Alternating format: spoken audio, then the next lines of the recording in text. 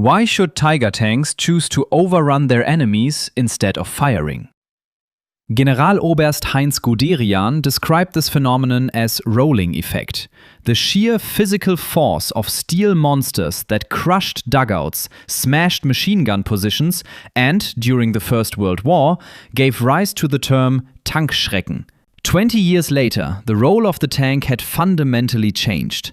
Firepower, mobility, and tactical flexibility now defined its battlefield value. Yet, with the Panzerkampfwagen VI Tiger, rolling over enemy positions still played a role, this time for strictly economic reasons. By 1943, the German Wehrmacht faced an increasingly strained supply situation.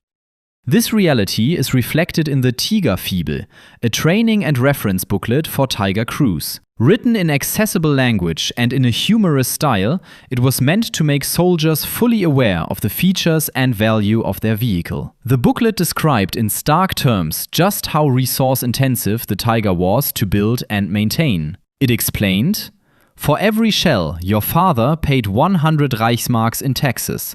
Your mother worked a full week in the factory, and the railway traveled 10,000 kilometers. From this cost calculation, a clear directive followed. Firing ammunition unnecessarily was explicitly described as a crime. The principle was unambiguous: use the thick armor. Rolling over is cheaper than the machine gun.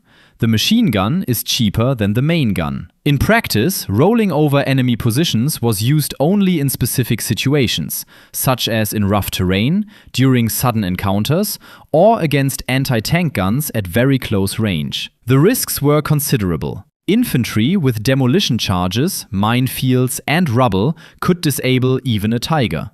Rolling over instead of firing was therefore not an act of desperation, but a calculated use of a weapon whose 57-ton mass could, in certain situations, be just as lethal as its 88mm gun.